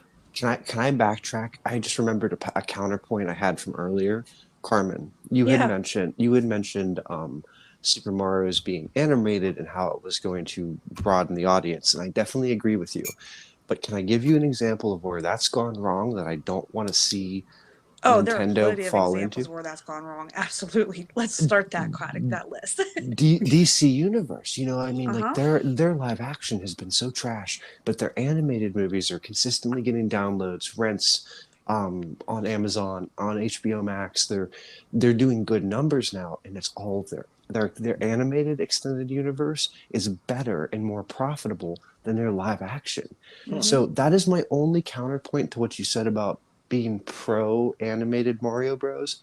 I'm a little worried. I don't want to see them go the DC route and like fall into where everything's animated and there's never any hope for a successful live action. But you don't want to see them pigeonhole themselves into only Exactly. making animation series. But I agree with what you said, though. I think that you're right. They're going to hit a lot more demographics, and market-wise, they're going to do better. But I'm just worried that they're going to pigeonhole themselves. Yeah. Well, you know, if there's anything that you could bank on is Hollywood's short attention span, if you will. So they'll probably reboot it in like 3 to 5 years anyway. So that could be a whole episode itself, is the amount of reboots that are just made now anymore. Right. The unnecessary ones. Listen. The unneeded ones. What's that expression that I've lived through enough crises in my lifetime? Like, I think we've seen those memes where it's like we've lived through a lot of traumatic events. I don't need another 3 years of Hollywood just giving me reboots. That's another crisis. I can't do it. It's coming here soon. I can feel it in the horror movie genre as we're going to get a wave of reboots. I can't do it. Here I'm comes okay for Ghostbusters, though. I'm all in. All right. Well, here's the thing. First off, why would you ever want to reboot a series that was already good in the first 2 movies? I love me. I love It's an easy cash cow. That's probably why. Well, that's a good point. The cow gets tired of the milking. Oh, I agree. I love my Melissa McCarthy, but the all-female reboot of Ghostbusters broke my heart. It was so bad. I'm sorry. They literally had such a stellar cast, and they dropped the ball. They just fell down the stairs with it. It was the writer's room, and it was the director. It was not the talent. No. I'm sorry. It was not the talent. Oh, no. It was the script, in my opinion. It was the script. Yeah. And the editing room floor, they fucked it all up, and it killed me because Melissa McCarthy could open a sandwich shop on the corner of Westmont, in corner store in Westmont, and I'd be there every day. That woman can do no wrong in my eyes. And that just broke my heart. And like, I can't live through these crises anymore. I can't do this. Like, don't give me any more traumatic events. Stop remaking movies. I feel like Ghostbusters Afterlife, I mean, just based on the trailers, I mean, I think it's going to be strong. You have Paul Rudd, America's sweetheart, who doesn't love themselves, some Paul Rudd. But then who hasn't aged since the 90s. Also. He's literally a vampire. Right. He's immortal. He's Edward fucking Cullen. That snail's chasing him. Don't worry. You have Finn Howard, I believe is his name, from Stranger Things. So he's, already kind of like in that supernatural genre. He's going to know how to react well in these scenes. And I feel like he's going to do well. He's going to bring a lot, to the film. And then they're going to put enough, nostalgic items in there to give everyone the feels. And I have high hopes. Can I tell you one series that is off the table for a reboot? If they bring back or attempt to bring back Back to the Future in any form of a reboot, I will riot. Well, I will riot. What's interesting about that is that Robert Zemeckis refuses to sell the rights off to that. So people have been trying to reboot it for years, but they won't let it go. And then I think that he has some sort of agreement to like the heirs of it, his family, like that they can't reboot it either. Hell yes. As one should with a classic. That is legacy. That is iconic. That is. I don't want anything to come along. And everything's wrapped up nice and neat. What more do you want? Yeah. I get it. We already had to go through the Western train thing. I don't want. I can't handle it anymore. I like that emotionally and movie. physically. I like that one too. I like Back to the Future 3. It was what bothers me. Steam-powered time machine. Epic.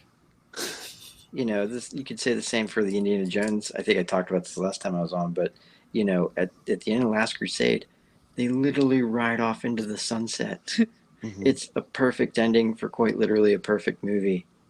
And then that other one had to come along that we don't speak of, where they like kicked him out of a refrigerator of a plane or some shit. It was ridiculous. Like he survived a nuclear blast in a lead refrigerator line from the 50s. fridge.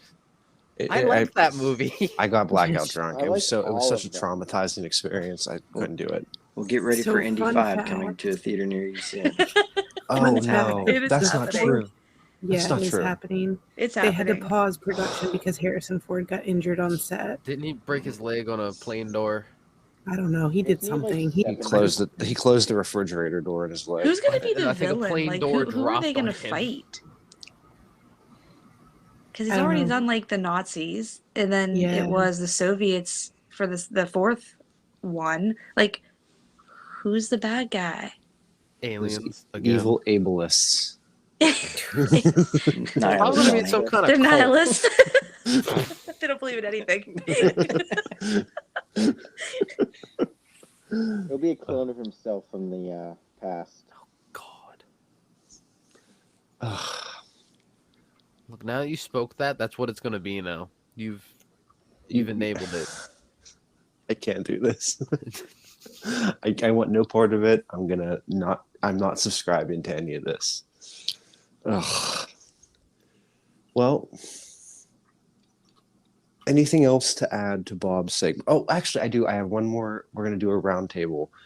One thing, even though I guess this wouldn't be a reboot, but one video game series, if you were a video game player, that you would love to see make it to the mainstream, like cinema.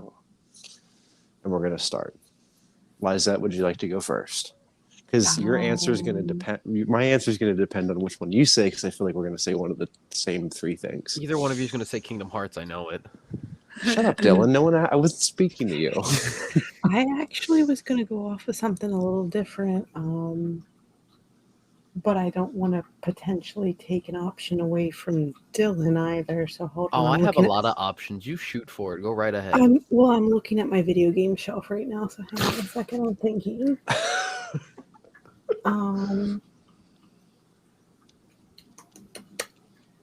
I would be kind of interested to see a movie adaptation of Ghost of Tsushima, actually. That's coming. It's in the works. Is it really? Yes, it is. Sony is getting the rights to it through who was it? Sucker Punch. So it should be good. Yeah. Okay. Sucker Punch amazing. picked up on that like the first month the game was out, Yeah. Wow. I believe. Okay. So that's All right. exciting. Well, you ask and you shall receive. Yeah. Does Drew know about that? He should. I believe I mentioned it to him. He probably doesn't remember.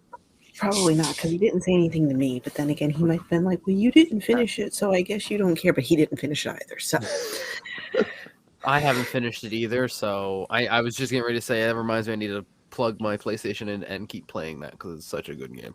yeah, I need to take the PS5 back from him because he put it on his desk, but he hasn't played it for like 3 weeks. So I'm gonna put it back on the TV. And Is it an this is now exclusive game? mine. It's a I believe PlayStation so, yes. exclusive, but you can get it on PS4. Yeah, well, I play Xbox, so Ugh. No, nerd. We can't use the title of our show as an insult. Sorry. Maybe it was a compliment. Maybe, yeah. Good for you for being an Xbox nerd, Gordon. We support you in your life decisions. Oh, I felt the spite in his voice when I said that. I have no spite in my being that's being used currently to keep me alive, so I heard sarcasm. I don't have in enough that. to share with you.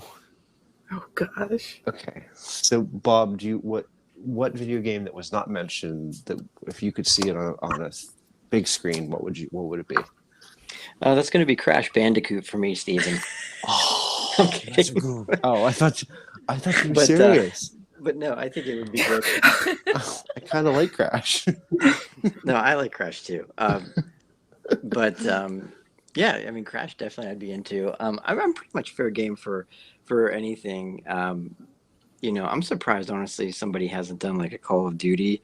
You know, and I feel like if somebody were to do that, you know, it could be very hastily done. It might not be that good, but if you get to like the right action stars and some of the plots of Call of Duty, especially like in Black Ops, The only good Call of Duty. yeah, I think that would be a great movie. I think that's a good premise. Also, I'm a big fan of the Far Cry series. Now, I did see in my research that there was a Far Cry movie. I was like, oh, didn't realize that. Mhm. But I would like to see that. I think. Okay. Carmen, what about you? I wasn't a big video game player. The one that kind of sticks out to me would be Diablo. I don't even know if they have a movie about it already, but I know that video game scared the crap out of me. So I think that would be a pretty cool horror movie, like Silent Hill, kind of how they make that into, you know, That would like a be horror really genre kind of Great. deal. Survival horror. Yeah, I think Diablo would be kind of cool doing it that way. Do you To my think Crash knowledge, I don't Bandicoot think would be cool as No, survival? I don't. Oh. I think it would actually if Crash was actually a monster. Just saying. You know, do it from the view of the citizens as he just, True. you know, goes and ruins everything with a smile Literally. on his face. I send this man a pen and paper, and he'll write you the script. I hear it. I can hear it. So Dillon, with that being said, what is your pick? Your top choice? Honestly, less of a movie, more of a TV show would be like a running series for Halo. Oh, right on. Love that. I don't see it being a very good movie, but I could see them doing like random episodes of a different story each time. They have done something like that before. They did like 5 short stories animated. But I think it would be really good as a live action thing. And then another one for me would actually be Legend of Zelda Minish Cap. Ooh, Would make yeah. a really good premise for a fun movie or a really fun TV show. It would be very entertaining to see Eslo chew out Link on screen. Exactly. Animated live action, it would be perfect. Mhm. Out of all the Legend of Zelda games, in my opinion. Yeah, I think you're right. Dillon, who would you want to voice or portray Link? No one. I want him to be mute, Like in the games. like in the games. Fair enough. I know, I get it. It pays homage, but I also kind of want him to finally have a voice. I know it's terrible. No, I agree with you. It would be really nice, but my thing is I could not pick somebody to have his voice. Tom Holland. I was thinking that. In all honesty, I was, but I just don't see Tom Holland doing it as well. Do you know who I could see doing it? But you, Chris Pratt. Well, no. Listen, you guys already heard my rant. I'm so sick of Hollywood invading voice acting spaces. Do you know who I could legitimately see doing Link? Because he would be able to do the age regression for when he's young Link to adult Link, would be Greg Sipes. You know Greg Sipes as the voice of Beast Boy on Teen Titans. So he's actually a very prolific voice actor, and he has done aged up versions of Beast Boy. His resume is extensive. I could see him really, like, he takes on every path. He's like he's the male Tara Strong in a sense. He doesn't have as wide of a range, but he takes it very seriously, and he invests in the culture of whatever he's producing. Like, he became obsessed with DC Comics to do Beast Boy. I could see Greg Sipes being the one voice actor that would actually really like study Link's body language and his connection with Navi and whatever. I think he would be the one that I would trust with it. So speaking about voice actors, I do have one in mind because I wasn't thinking about it. I'm a big D&D nerd, and I've recently gotten to Critical Role through a couple friends. They are Isn't amazing. that I love isn't them. that the thing you watch at work, Gordon? I watch Dropout TV, which if you are not a fan of Dillon, I highly recommend it, and I'll give you my password so you can watch it all.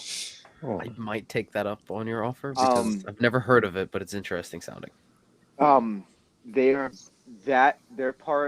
They are good friends with Critical Role, and Critical Role, I shit you not, I am up at 3 a.m. watching their 4-hour-long live stream playthrough. That's what I'm about to do tomorrow night. On my days off. Tomorrow night is episode 3 of the 3rd campaign. I'm so excited. I haven't started the 3rd campaign yet because I started watching them a couple months ago, so I'm trying to as quickly as you can watch over 200 episodes that are all 4 hours long of the first season and the second season. God, yeah, no, I didn't do that. I read a synopsis, and then I asked 2 of my friends Rory and Tyler Lizett, who listened to it, and they just filled me in on everything I'm missing. I'm gonna watch it all, but I feel like I'm going to end where I'm at right now with Critical Role and can catch up on their newest campaign so I can watch it as it comes out and then go back as I need something, as they have thousands of hours of over content. Thousands of hours. Oh yeah, it's insane. But anyway, Dillon, what actor were you going to pick from that? Matt Mercer, the DM for that. Yes. Oh, okay. He has that charisma I could see a certain Link's having. I feel like he's actually a voice actor. Like he a is. real... No, he is. A majority of the Critical Role cast are voice actors. Okay. Oh, he was in Overwatch. Oh, God, yeah. He's a good resume. Mm-hmm. They all do. That entire cast is amazing. Okay. All right. Cool. I'm here for it. I recommend anything with them in it. Yeah, in all honesty. All Travis right, so Gordon, is still one of my favorites. Sorry, no, that was my fault. I didn't mean to cut you off. Yeah. Gordon, what is your video game that you want to see brought to the big screen or the silver screen or whatever? It would probably be Far Cry. Okay. I just like the variety in their games themselves. I think it'd be a fun series of either TV shows or one-off movies for each different game, as they are all vastly different from one another. So good. Oh, so good. So I think it would make a good series, especially as they keep coming out with Far Cries that are different from the next or last one. So it'd be an ongoing movie series almost. Okay. Yeah, I think Far Cry has so much potential. That's why I ended on it. There's just so much you can do, and I would love to see somebody take that as far as it can go. And you don't even have to keep with how the games go, because just how much you can influence what happens. No matter what happens in the movies, it would probably be on par for what any given person would do as the main character in Far Cry. Slightly unhinged. Really, what drives the story for Far Cry is, in fact, the villains. That's what makes the game so different. Mm-hmm. And I would be more excited to see who they would cast as the villains for each of those games than even per se the hero. Yeah, the hero could be anyone. Hero doesn't matter. It's always the villains, especially in Far Cry 6. As the actor, as the guy who voices and acts the character is already an actor. I like you got your cast already set with this newest one out. At least I think you do. Yeah, I don't think I anyone have would not played complain the with newest that. Far Cry, but it looks so good. I love started it. who they have as the villain. I love him. Oh, And that's just it. You end up really liking the villains, too, like Voss or Pagan Min, or they're just great.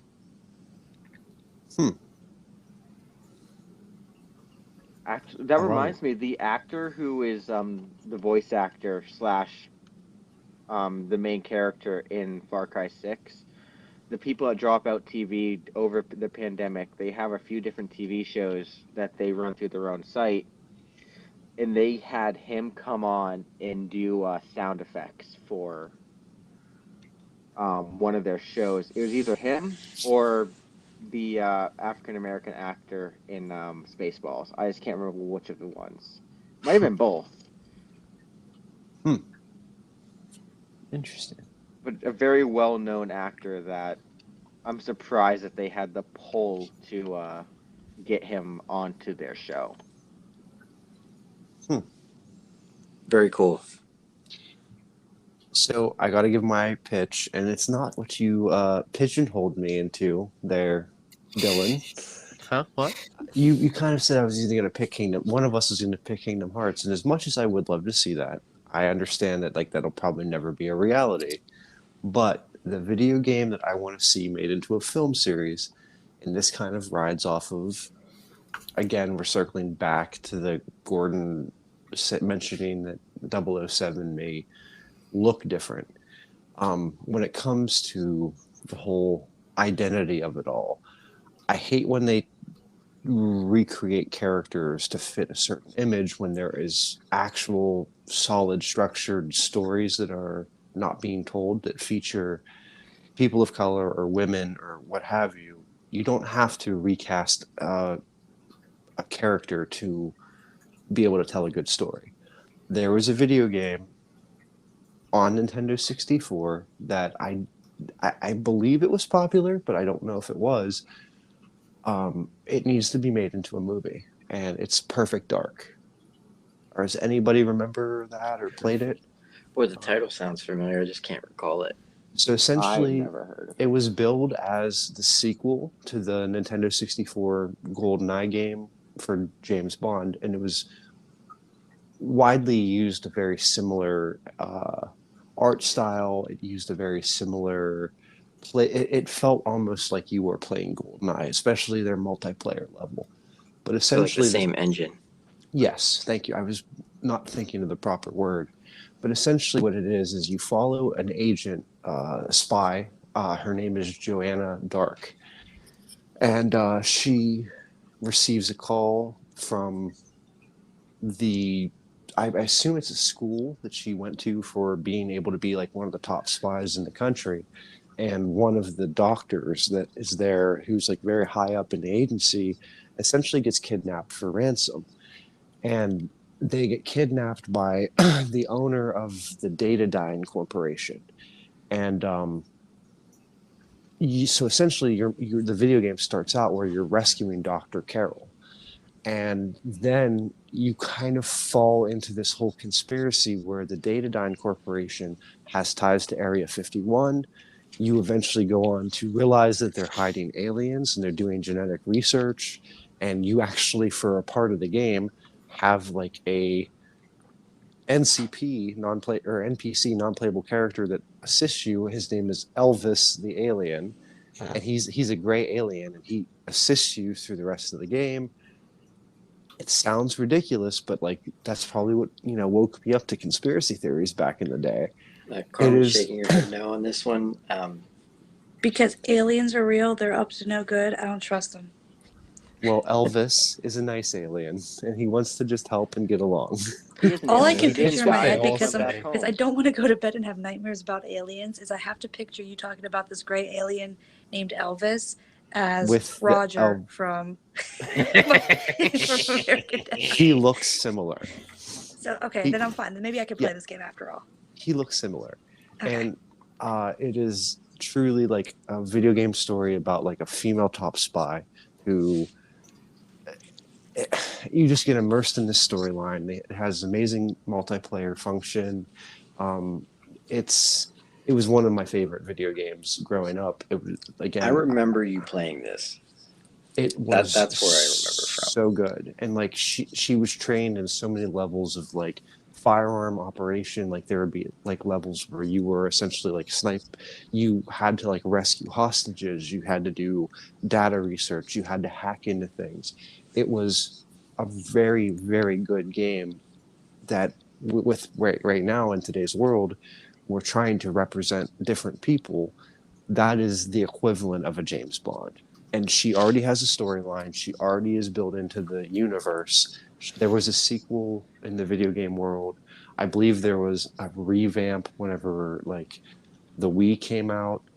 I don't think it did as well as the N64 game, but I don't think it was promoted the same way, because like they flat out said in the promotion for the N64, if you loved GoldenEye, you'll love this game. That's what made me buy it.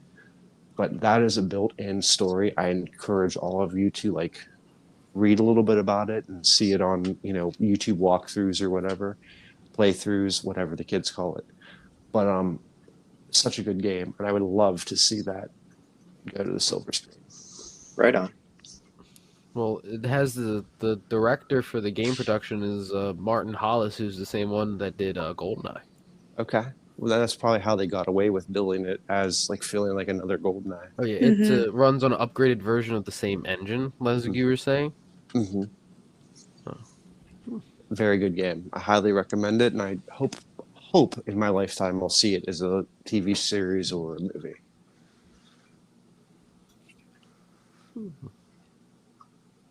Yeah. That would be fun. Yeah, it's a good game. Elvis the alien. He has a little blaster. He follows you around and he does all like the computer hacking and he like has your back. But like he'll like shoot if somebody comes up and is like trying to get you from behind, he'll like shoot them. It was such a cool format. It was like the co-op. name Elvis for me. I know, right? And he has like all of his little alien family and friends that you meet in the end, I think. Yeah. Pretty cool. Anyway, I think that's all I got to say on that. Yeah, it was a fun topic. I like that one. Lizett, you want to take it out? I don't remember what the outro is right now. That is totally fine. Well, I want to thank everybody for tuning into this episode of Let's Be Nerds. I want to thank Lizett, Gordon, Dillon, Bob, Carmen. This is our largest cast recording, and I think this is our longest episode to date. I feel like it's been phenomenal. I want to thank Anchor, because without them, this would not be possible. Sponsoring the show really means a lot to us.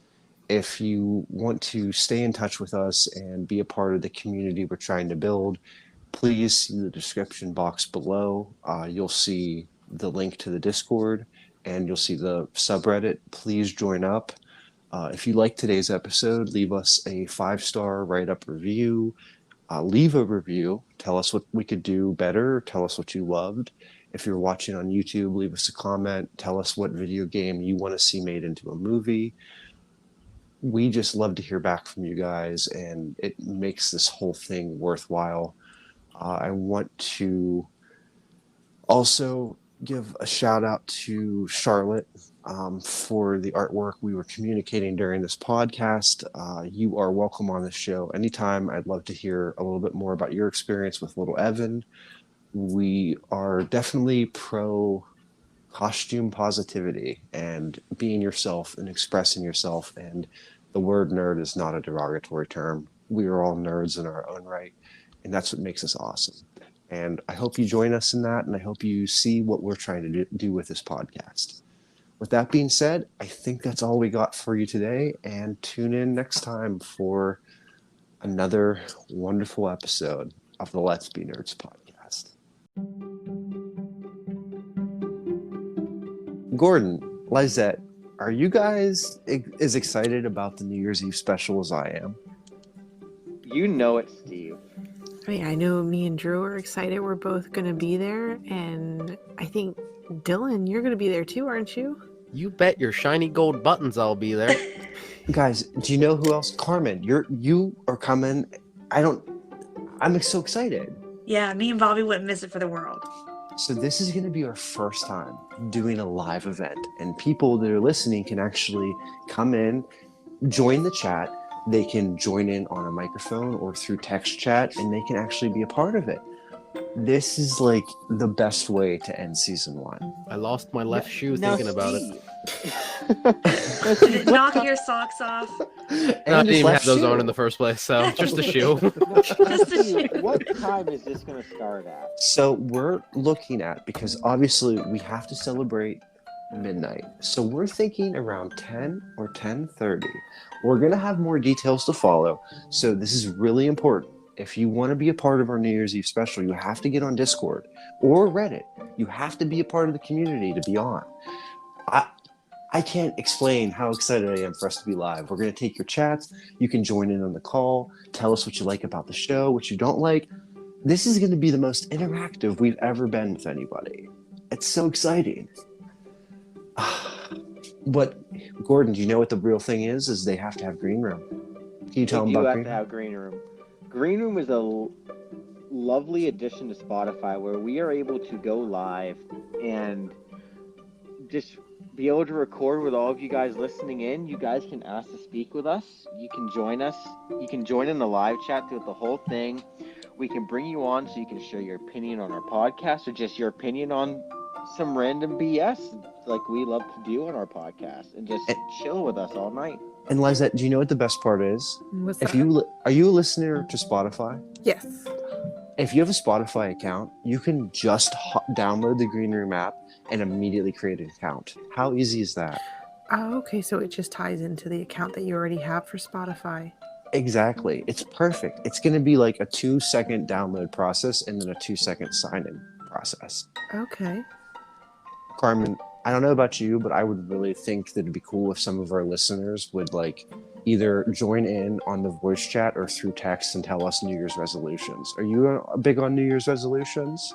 Not so much on resolutions, but I just love being with friends and family, and I think it would be a great time to have more of our friends and family who are listening be a part of this so that we get to hear from everybody. And what's a better way than celebrating the new year than to start off with a group of friends that are all on the same page?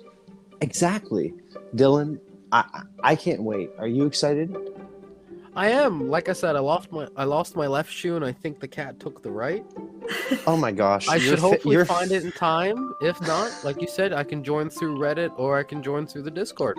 I can't wait. Well, I will see you guys all there, and everybody listening, we hope to have you be a part of our special night. It's the season 1 finale. If you're enjoying the Let's Be Nerds podcast, please come join us, and let's kick off the new year together and safely, in social distance, and just kind of be a part of a group where everybody's welcome and everybody's accepted.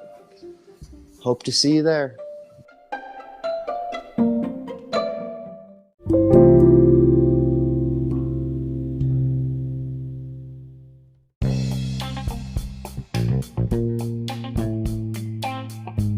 Let's Be Nerds is hosted and executive produced by Gordon Bryant and me, Stephen J. McLean. Let's Be Nerds is a production of Speak Easily Productions.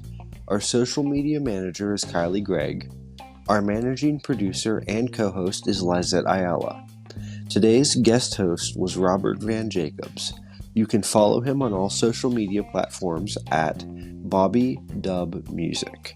To keep up with the latest on Let's Be Nerds, join our Discord server linked in the description box below.